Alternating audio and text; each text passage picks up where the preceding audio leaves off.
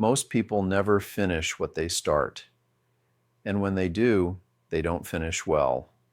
We celebrate beginnings, the spark of motivation, the commitment, the journey starting point.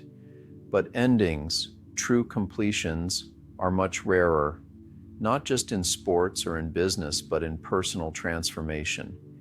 Have you ever watched someone do 95% of the work only to sabotage the final 5%? A dream that took years to build, lost in the final stretch. Why? Because the last step takes more awareness, more presence, and more humility than the first. Chapter 64 of the Tao Te Ching. What is at rest is easy to hold. What has not shown up is easy to take into account. What is frail is easy to break.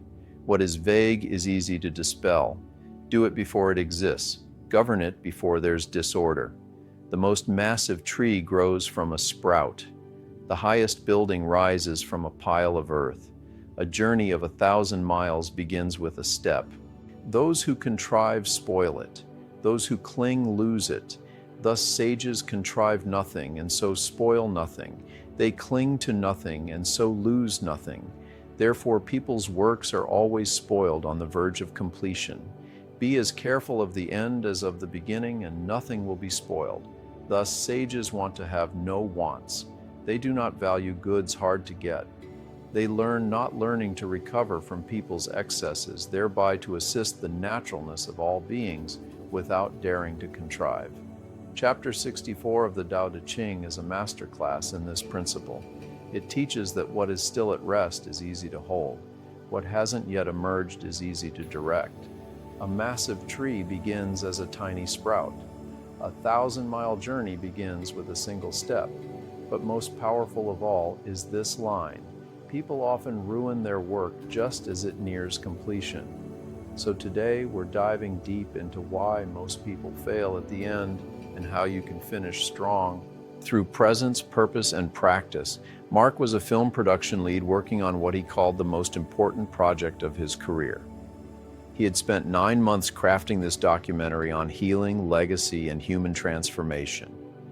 It wasn't just a film for him, it was his offering to the world. For months, his team worked in flow. Inspiration was abundant, and they felt aligned with a greater purpose. Then, about 2 weeks before final delivery, something shifted. Small issues started piling up: audio syncing problems, legal releases that hadn't been signed, color grading inconsistencies. The team began to fray. Mark found himself not sleeping, snapping at people he cared about, even questioning whether the film mattered at all. It was as if the closer he got to completion, the more resistance showed up to try to stop him. And that's when an old mentor reminded him of something powerful. You're not just fighting fatigue, Mark. You're fighting the part of yourself that wants to prove it doesn't need to follow through. That line hit him like lightning. We all carry a part of us that wants to give up just before the transformation is complete. Because if we finish, then we're accountable to what we've created. It has to go out into the world and be seen. Mark took a breath, then another. He went into his daily standing practice, felt his feet on the ground, and came back to his center. He started working not from a place of pressure, but from presence. And when the film was finally delivered, it moved thousands of people to tears.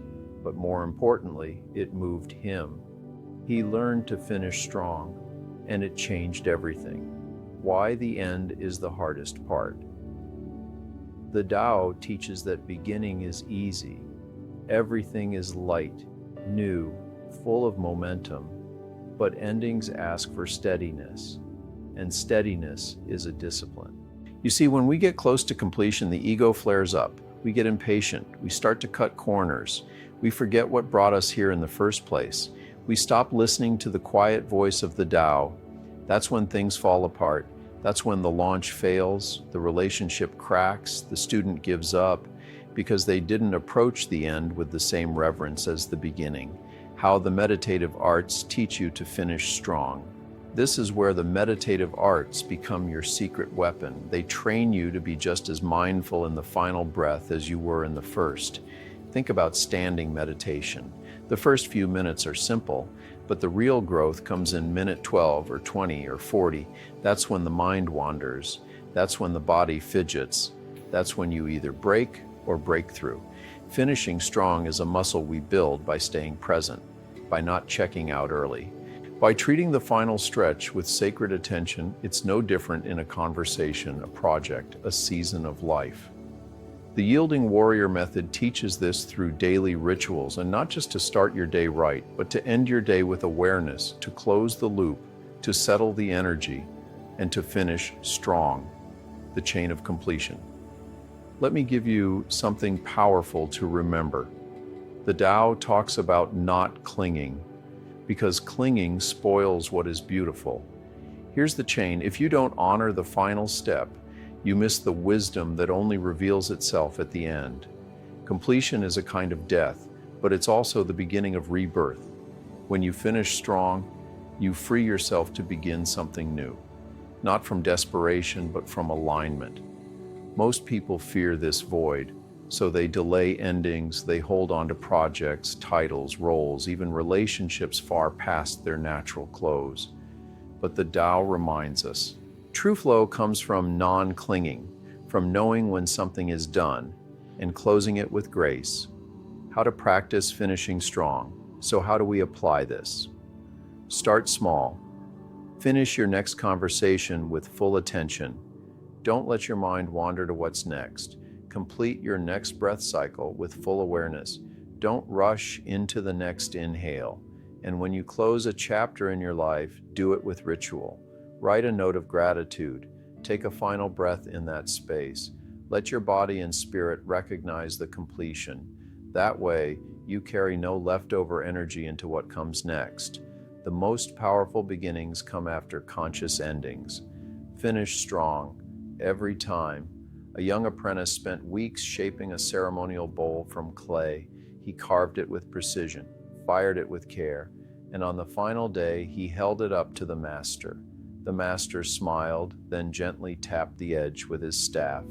The bowl cracked. The apprentice was shocked. "Why did you ruin it?" he asked.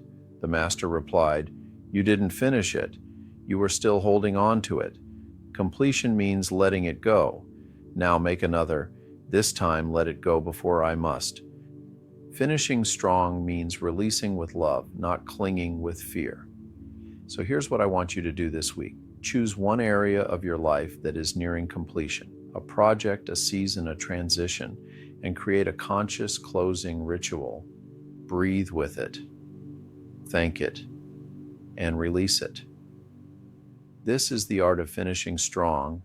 It's a path to power, clarity, and renewal. If you found this lesson meaningful, like, share, and leave a comment below. And if you want to go deeper into this work, join us inside the Yielding Warrior 2-week trial, where you'll learn how to create an evolving life practice using the meditative arts. Because finishing strong isn't a personality trait, it's a practice, and you can train it one breath at a time.